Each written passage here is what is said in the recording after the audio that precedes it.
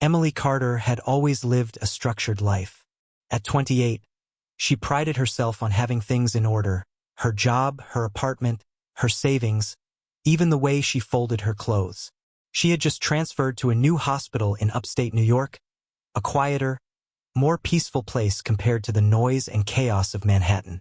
The change was refreshing.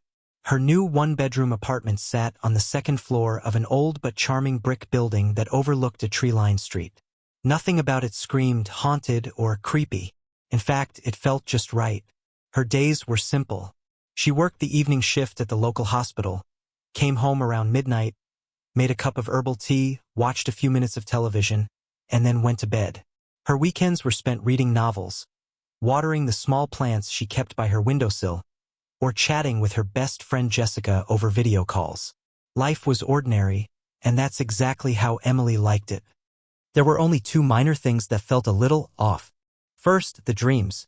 For several weeks now, Emily had been having vivid dreams, strange but not quite nightmares.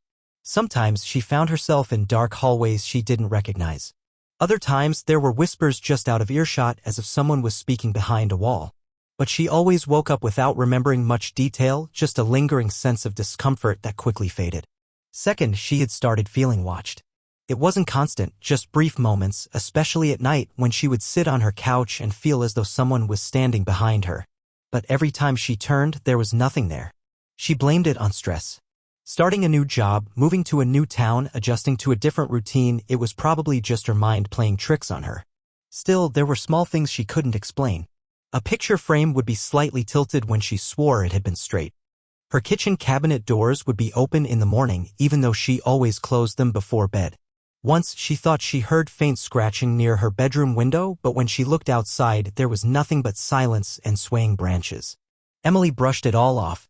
She wasn't the type to believe in ghosts or supernatural events.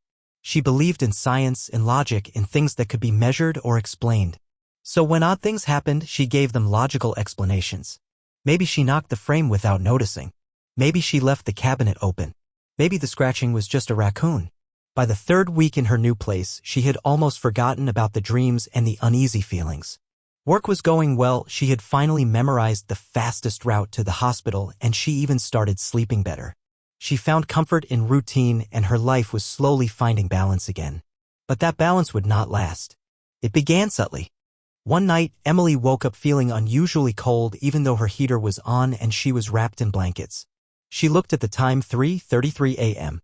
She didn't think much of it, rolled over, and went back to sleep. The next night, the same thing happened. Cold. Awake. 3:33 a.m. Still, no panic. She mentioned it to Jessica during their next call, and they joked about how 3:33 was supposed to be the witching hour.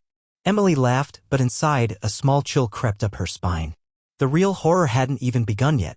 It would start with something simple, something Emily couldn't deny or explain away: a set of scratches she'd find on her body. But for now, she was still safe, still unaware.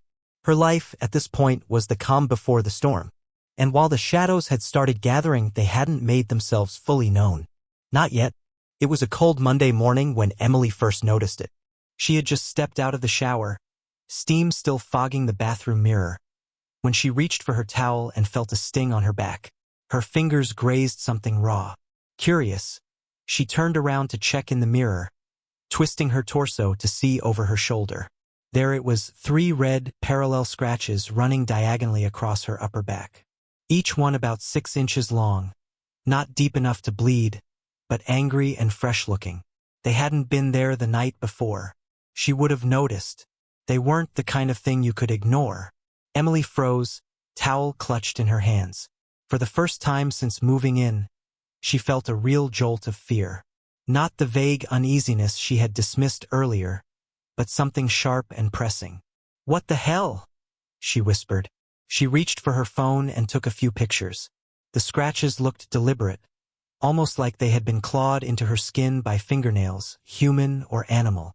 But that didn't make sense. She lived alone. She had no pets, and her nails were short and clean. Still, she tried to be rational. Maybe she scratched herself in her sleep. Maybe it was a delayed allergic reaction to something. She checked her sheets and pillowcases, but there was no sign of blood or tearing. Nothing seemed out of place. At work later that evening, the scratches kept bothering her both physically and mentally. They itched, stung, and more importantly, they didn't make sense. During her break, she showed the photos to Jessica, who stared at them in silence for a few seconds. "Did you do that to yourself?" Jessica asked, trying to be gentle. "I don't think so. I mean, look at the angle. I couldn't even reach like that unless I was trying really hard," Emily said. Jessica frowned. "Could it be from your bed? Maybe something sharp caught your skin?" Emily shook her head. "I checked. Nothing. Everything's normal." Jessica leaned closer to the screen. "You know, if this were a horror movie, I'd say you've got a demon or a ghost trying to send you a message." Emily smirked, but the humor didn't land. Her stomach had knotted up at the word demon. She wanted to laugh it off, but the idea rooted itself in her mind like a weed. When she got home that night, she stripped her bed, checking for anything sharp or broken. She examined the headboard, the mattress, the bed frame, nothing. She checked her back again in the mirror. The scratches were still there, slightly faded but real. They hadn't multiplied, at least. To calm herself, she made tea and curled up on the couch with a book. Her apartment was quiet, save for the hum of the refrigerator. She kept the lights on, telling herself she was just being cautious, not scared. But when it came time for bed, she hesitated. Lying down, she stared at the ceiling for a long time. The room felt different, heavier, like something was watching from the darkest corner. She turned on her bedside lamp and left it glowing through the night. Morning came, and with it a second set of scratches. This time, they were on her left thigh. Same pattern, 3 long lines, as if clawed into her flesh while she slept. Her heart dropped when she saw them. This couldn't be self-inflicted. Not by accident. Not twice. She checked her doors and windows, still locked from the inside. She looked for signs of forced entry, none. No broken glass, no tampered locks, no footprints. She even opened all her closets and looked under the bed, half hoping to find something, anything to explain what was happening. But there was nothing. She called Jessica again, this time with a tremble in her voice. "It happened again. I have more scratches." "Emily." "I'm seriously getting freaked out now," Jessica admitted. "I think you need to set up a camera."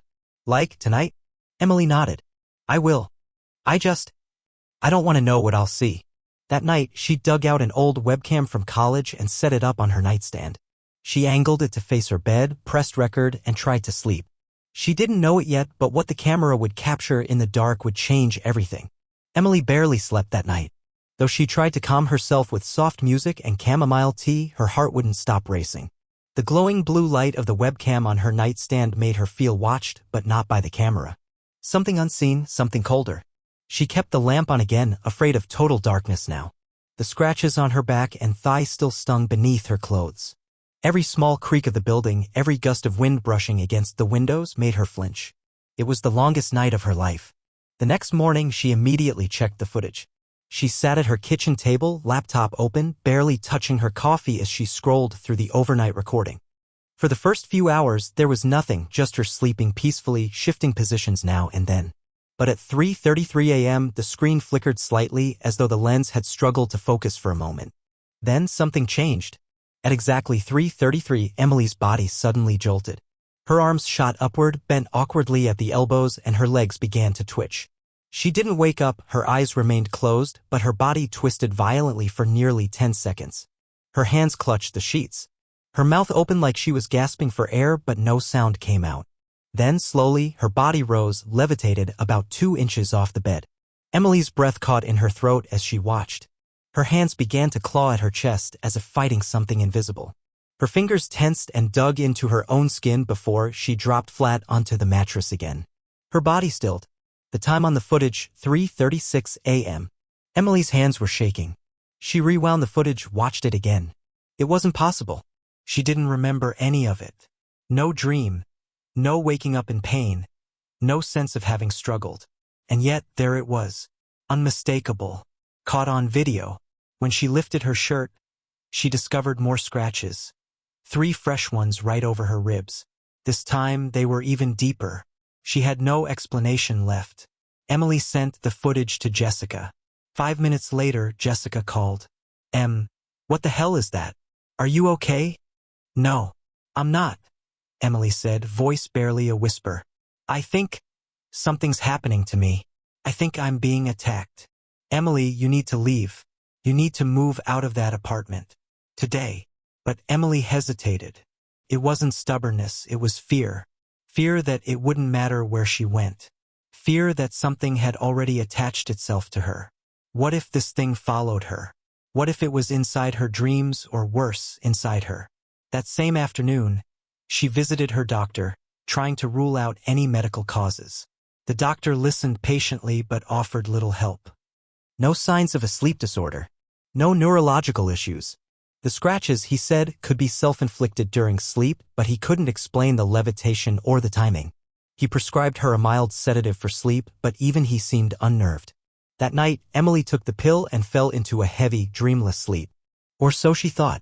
In the morning, she awoke not in her bed, but in the hallway of her apartment. She was standing barefoot right outside the bathroom door. The lights were off. Her phone was still charging in her bedroom. Her arms were covered in goosebumps, and there were muddy footprints on the floor. She followed them back into the bedroom. They started at the base of her bed, walked across the carpet into the hall, her own footprints. But there was no mud outside, no rain the night before. She hadn't gone out. Her front door was locked, chain still latched. What was going on? Emily stared at the floor for a long time. That night had been her first blackout. She had no memory of leaving her bed. No memory of walking down the hall. No memory of anything at all. Worse, the scratches had returned. This time, they were on her calf deep enough to bleed slightly. The sheets were stained with tiny drops of blood. That morning, something shifted inside her. No more doubt. No more logic. Something real, something malevolent was attacking her. She was no longer safe in her own home. Emily didn't go to work that day. She called in sick, though the word sick didn't seem to describe what she was going through. She hadn't eaten in almost 24 hours and her hands wouldn't stop trembling. Her apartment, once a quiet and cozy place she loved, now felt like a trap. She sat at her kitchen table, laptop open again, but this time not to review footage. This time she was searching for answers. She began with the simplest search terms: scratches while sleeping, sleepwalking and injury, paranormal scratches, why do I wake up hurt? Most of the results were medical articles about parasomnias, night terrors, even self-harm. She read them all, but none matched her experiences. Then she stumbled upon a forum, Real Paranormal Encounters. The first post she read was from someone named Nightraven92, woke up with 3 long scratches down my spine. No pets. No partner. Just me. Room locked. I've had them appear again, always 3. My priest says it's a mocking of the Holy Trinity. Something evil. Another user replied, same thing here. Happened after I moved into my new apartment. Nightmares, whispers, cold spots. Eventually I had to move and get cleansed. The more she read, the more terrified she became. It wasn't just her. Other people had experienced the same phenomena: 3 unexplainable scratches, sleep disturbances, blackouts, feelings of being watched. One pattern kept repeating. It always started slowly and got worse. Emily closed her laptop, pulse racing. If this was something paranormal, she needed help. Real help. Jessica came over that afternoon. Emily had called her, voice shaking. She didn't tell her everything over the phone. Just enough to make her come without question. When Jessica saw the scratches in person, her eyes widened. Emily, these are not accidents. They're too even. Too deliberate. I've been reading online, Emily whispered. People are saying it's demonic. That it starts with scratches. That it gets inside you.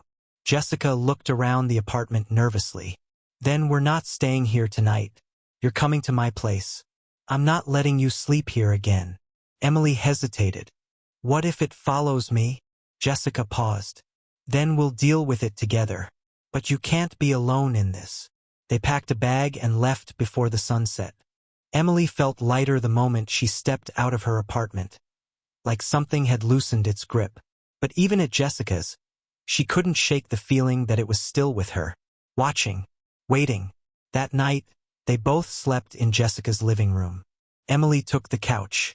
Jessica set up her phone to record just in case. At 3:12 a.m., Emily woke up gasping. She sat upright, drenched in sweat. The room was silent, dark except for the hallway light Jessica had left on. Emily reached for her phone, but it wasn't on the coffee table where she left it. She looked around, confused, and saw it lying on the floor near the front door. She picked it up. The screen was cracked. When Jessica woke up and found her pacing the kitchen, she asked, "Did something happen?" Emily turned to her, voice hollow. I don't remember. I think I walked in my sleep again. My phone's broken. I don't know how. They checked Jessica's phone recording that morning. At 3:06 a.m., the footage showed Emily sitting up, eyes open but unfocused. She stood slowly and walked straight to the front door. But what sent chills down Jessica's spine was that Emily began speaking softly, in a whisper, in a language neither of them understood. Her voice was deeper, her body rigid. Then she dropped her phone and walked back to the couch, lay down like nothing had happened. That was the moment they knew this wasn't just scratches anymore. This thing, whatever it was trying to take over. Jessica made a decision. We're getting help, she said. Not from doctors. Not from forums. From someone who actually knows how to deal with this. Emily nodded, exhausted and afraid. Do you know someone? Jessica reached into her bag and pulled out a business card. My cousin once had something like this happen to her. She said this woman helped. She's not exactly a priest, but she knows things. The card read, Aunt Mara, cleansing, protection, unbinding. Beneath that, no science, no judgment, just truth. Emily clutched the card like a lifeline. Maybe this was her last chance to fight back. The next day, Emily and Jessica drove out of the city. The address on the card led them to a small rural town nearly 2 hours away. The ride was silent for the most part except for the sound of tires on gravel and the occasional sharp breath from Emily. She clutched the business card in her hand the entire way, the corners softening from her grip. They arrived at a cottage hidden deep in the woods, just off a dirt road. It didn't look like much: weathered wood, hanging wind chimes made of bones and glass, and herbs growing wildly on the porch, but the air felt different. Heavy. Expectant. Jessica knocked twice. A woman opened the door before they could knock again. She looked to be in her 60s. Her hair was long, silver, and braided. Her eyes were sharp, pale gray with flecks of amber. She wore a long dress with layers of cloth and beads hanging from her neck. She didn't ask their names. She didn't even say hello. She just looked at Emily for 3 seconds and said, "It's inside your aura." Emily blinked. "What is?" "You already know," Aunt Mara said, and stepped aside to let them in. Inside, the house was dim, lit by candles and a single stained glass lamp. Bookshelves lined the walls, filled with leather-bound journals, bottles of dried herbs, and strange, hand-carved figurines. The air smelled of sage and something older. Aunt Mara gestured for Emily to sit. "You brought something back with you," she said calmly. "Or rather, something found you when you were weak. It attached to your energy slowly, like a parasite." Emily's voice trembled. "Why me?" "Because you were alone. Grieving. Exhausted. People don't realize how thin the veil is when they're vulnerable." Emily's throat tightened. The breakup. The loneliness. The insomnia. She had opened a door she hadn't even known existed. Jessica leaned in. "Can you get it out?" Aunt Mara nodded. "I can try. But this is not a one-time fix. This is an awakening. If you want to be free, you have to participate in your own protection." She stood and disappeared into another room, returning moments later with a small bowl, some candles, and a bundle of herbs. She lit the herbs and began to walk in circles around Emily, chanting in a language neither of them understood. The smoke thickened and curled in the air, strangely cold against Emily's skin. Then Mara's voice grew louder. "Reveal." She threw a handful of ash into the fire pit at the center of the room. The flames hissed. Emily suddenly gasped and grabbed her chest. The scratches on her body burned as if freshly made. Something was there, pressing against her skin, invisible but undeniably real. She could feel it crawling under the surface like ice in her veins. Mara's voice became a roar. "I said reveal." The wind inside the room whipped into a frenzy. The flames in the candles danced wildly. The wind chimes outside clanged as if in a storm. Then a shadow moved across the room. Not a person. Not a trick of light. It was real. It slithered along the far wall, pitch black and taller than a man. It had no form, no features, just darkness that moved with intent. Emily couldn't breathe. She was paralyzed. Jessica gasped and reached for her hand. Aunt Mara's eyes turned white as she chanted faster, her voice rising above the howling wind. The shadow seemed to twitch, then shrieked. Not a sound of this world. A sound that pierced the ears and shook the bones. Mara raised her arm and cast a powder into the fire. A burst of blue flames exploded from the pit and the shadow vanished. Everything fell silent. The room was still. Emily collapsed forward, breathing heavily. Her shirt clung to her back, soaked with sweat. Aunt Mara knelt beside her and whispered, "It's gone for now." Emily looked up. "What was that?" "A feeder," Mara said grimly. "A spirit that feeds off fear and isolation. It doesn't kill. It lingers. And once it finds a host, it hides in them, creating suffering slowly so they don't even realize what's happening." Emily's voice cracked. Will it come back? If you let it, Mara said. You've been marked. But now you're aware. That's your greatest weapon. She handed Emily a satchel filled with herbs, crystals, and a vial of oil. Keep this by your bed. Cleanse your space daily. And never ignore the signs again. You've touched a world most people never see. It will try to reach for you again, but you don't have to let it in.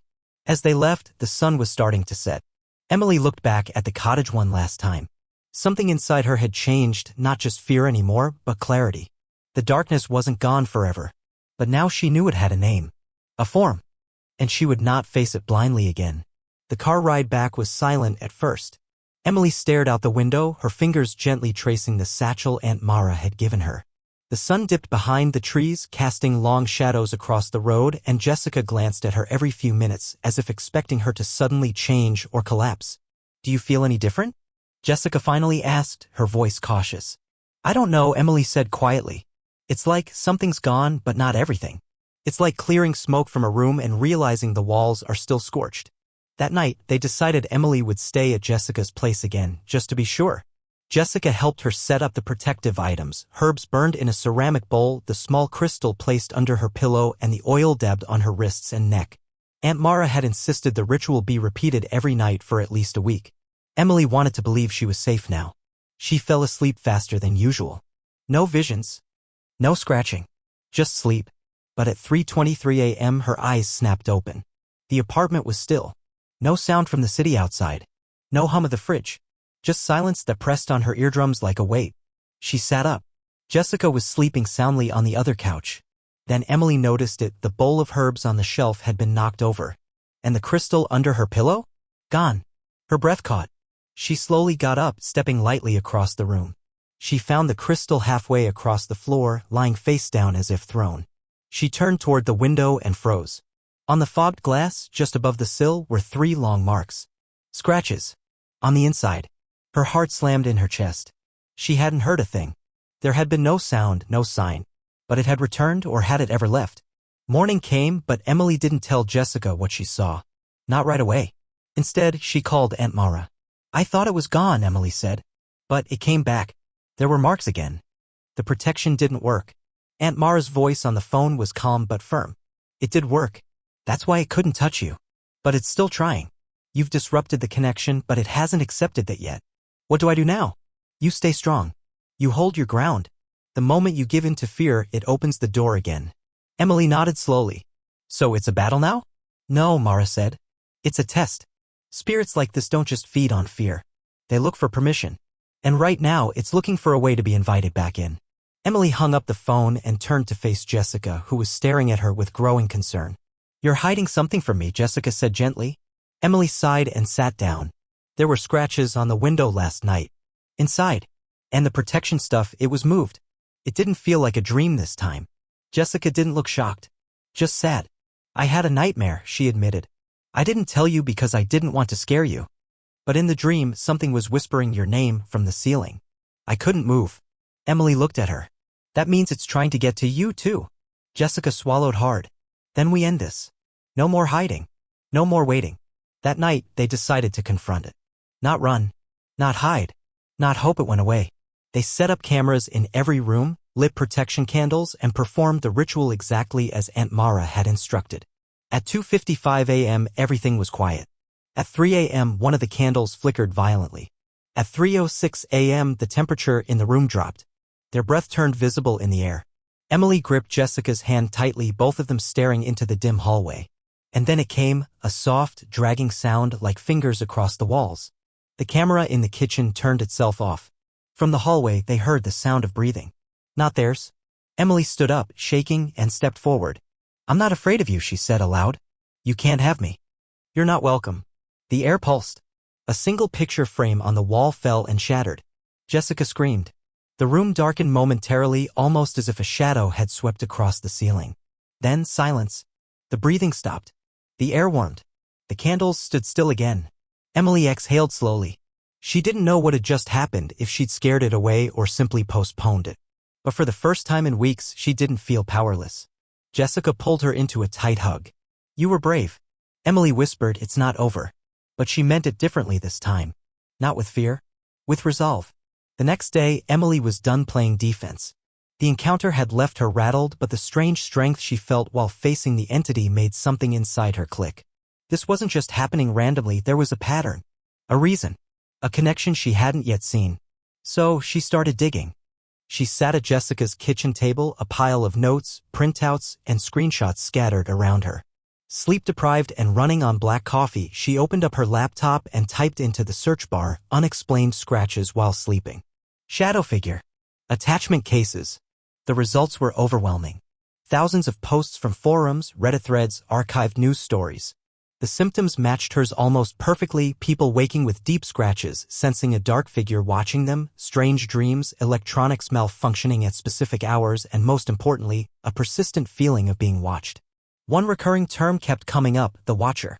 Some users claimed it was an ancient type of parasitic entity, one that didn't always want to kill or possess. It simply fed. On fear. On loneliness. On energy. And once it attached, it left behind traces, scratches, whispers, sudden depression. But then she found something more specific. An old blog post dated 2007. The title was, "I Woke Up with Scratches. And I Know Why." She clicked. The writer and artist named Lila Anders had described an almost identical experience. The scratches, the midnight presence, the failed rituals. What stood out most was the location she mentioned, Emberwood Apartments, downtown. Emily's heart dropped. That was her building. She kept reading. Lila claimed she had moved into the building in 2006 after a breakup, isolated and emotionally vulnerable, just like Emily. She started experiencing the phenomenon 3 weeks in. Scratches. Whispers. Hallucinations. Then one night, she snapped a photo of her mirror and caught the faint silhouette of a figure standing behind her. No face. Just darkness. She left the building the next day and never returned. She ended the blog post with a single sentence, "If you live in Emberwood, leave." It doesn't just follow people. It waits in the walls. Emily's hands trembled as she shut the laptop. She wasn't just haunted. She had moved into the entity's territory. And maybe she had woken it up. Jessica returned from work that evening to find Emily pacing the living room. The blog post printed in her hand. "I think this thing has been there long before me," Emily said. "I think it's bound to that building." Jessica looked horrified. "You mean it's not just attached to you? It's part of that place?" Emily nodded. "That would explain why everything got worse after I moved in. Maybe it waits for people like me. People going through something dark." Jessica sat down, her voice low. "So what do we do?" Emily hesitated. "We go back. One last time." Jessica stared. "Are you serious?" "I need to face it in that space," Emily replied. "If I don't, it'll keep trying to worm its way back. Through me. Through anyone. And what if someone else moves in after me? Someone who doesn't even know?" Jessica considered it, then nodded. "Then I'm coming with you." The next evening, armed with more knowledge than ever before and a reinforced cleansing ritual from Aunt Mara, they returned to Emily's apartment. The moment they stepped in, the air felt different. Denser. Heavier. Like the apartment itself was breathing. They moved room to room, lighting protective incense, placing talismans in every corner. Emily read aloud a declaration of banishment she had written, her voice strong and unwavering. "I know what you are. I name you, Watcher. You are not welcome here. You may have lived in these walls, but this is no longer your home." The lights flickered. The mirror in the hallway cracked. A deep rumble echoed from inside the walls. Jessica gripped her hand tightly. "Keep going." Emily stood in the center of her bedroom, heart pounding. "I reject your fear. I reject your whispers. You don't feed here anymore. I take this space back." A low sound filled the room, not a growl, not a moan, something ancient. Wounded. Furious. Then, all at once, the apartment went silent. The kind of silence that felt like an ending. They stayed a while longer, breathing in the stillness. Nothing scratched. Nothing moved. Emily exhaled, a tear rolling down her cheek. It felt over. Or at least, severed. As they locked the door behind them and walked out into the night, Emily turned back for one last look at Emberwood Apartments. "I don't belong to you," she whispered. 2 weeks passed. Emily hadn't had a single scratch since the ritual. No shadows. No whispers. The cameras they'd placed in her apartment hadn't recorded anything unusual. Jessica helped her move out permanently the following weekend, and they left Emberwood Apartments behind like a chapter from someone else's life. She found a new place, smaller, quieter, with sunlight that actually reached the walls. Jessica stayed close and Aunt Mara visited once, blessing the new apartment with herbs and prayer. Life, as strange as it felt, had started to move forward again. And yet something lingered. Not the presence. Not the fear. But the question. Why her? She often found herself thinking back to the first night it all started. The scratches, the dreams, the paralyzing dread. It had felt so random, so impossible. But now she knew it wasn't random at all. That entity, whatever it truly was, had been waiting. And she had unknowingly stepped into its domain at the worst possible moment in her life. Emily kept a journal now. Every night before bed, she would write, sometimes about her thoughts, sometimes about dreams, sometimes about small moments that made her feel grounded. It helped. One night, as she flipped back through the earlier entries, the ones full of fear, confusion, and desperation, she noticed something. The scratches on her body had all followed a certain pattern, 3 long lines. Always parallel. Always slightly curved. It was a mark. Not random. Intentional. As if the entity had been claiming her. She thought about the others who might have lived in that apartment before her. How many never talked about it? How many chalked it up to nightmares or dismissed it until it consumed them entirely? She couldn't forget what happened, but she could speak about it. So she wrote. She started a blog, anonymous at first, sharing her experience in detail. From the moment she woke with the first scratch to the final night she banished the presence. She included the photo of the cracked mirror, the rituals Aunt Mara taught her, and the footage where the hallway camera shut off for no reason. She called the blog Scratches in the Night. Within a week, comments began to appear. This happened to me too. Thought I was going crazy. Thank you for sharing this. I've been too afraid to tell anyone. I saw it. I saw the shadow at the foot of my bed. Dozens, then hundreds of people from all over the country began sharing their own stories. Similar. Familiar. Chilling. Some even mentioned they had lived near or inside Emberwood apartments. Emily realized something then. She hadn't just survived something horrifying, she had witnessed something far larger. A hidden thread running beneath the surface of everyday life. A presence no one believed until it touched them. And now she was giving those people a voice. Months passed. The scratches on her arms had faded completely, but she would always be able to feel where they once were, like ghost memories embedded in her skin. She no longer feared the night. She didn't need to. One morning, she received an email from someone claiming to be a new tenant in Emberwood. The message was short. Hi. I found your blog. I just moved into apartment 304. I woke up with 3 scratches on my back today. Do you think it could be? Emily stared at the screen. Apartment 304. Her old unit. The thought chilled her. She had closed the door, but the entity may have been waiting again. Silent. Dormant. Hungry. She took a breath and began typing a reply. You're not imagining it. You're not crazy. And you're not alone.